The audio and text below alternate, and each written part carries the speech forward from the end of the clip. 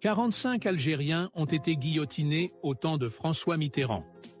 Quand on vous chante que la gauche française défend les droits de l'homme et la justice, c'est archi faux. Et voici l'histoire que l'on veut vous cacher. Mitterrand, c'est lui qui a envoyé des condamnés à mort à la potence en signant les actes, etc. C'est lui qui a dit l'Algérie c'est la France en 54. Tout le monde connaît Mitterrand, l'icône socialiste, mais beaucoup ignorent le secret sanglant de son passé. Entre 1956 et 1957, durant la guerre d'Algérie, cet homme était ministre de la Justice. Regardez bien ce qu'il a fait.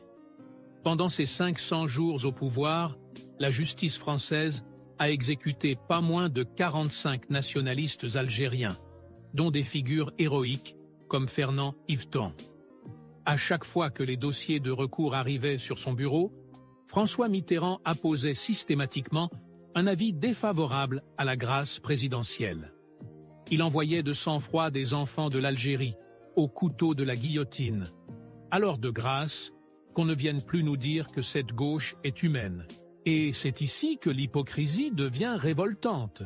Ce même Mitterrand, une fois élu président de la France, abolit la peine de mort en 1981. Quel cinéma! Quelle hypocrisie! Quand ça concerne les Français, il fait tout pour les épargner de la mort. Mais pour les Algériens, il les envoyait tous au couteau de la guillotine. Droite ou gauche, ils sont tous pareils face à notre pays. L'histoire n'oublie rien et les archives finissent toujours par parler. Un décryptage exclusif de notre page pour rétablir les vérités et arracher les masques des faux humanistes. Alors, face à ce double visage de François Mitterrand, pensez-vous qu'il existe une réelle différence entre la droite et la gauche française concernant l'Algérie ?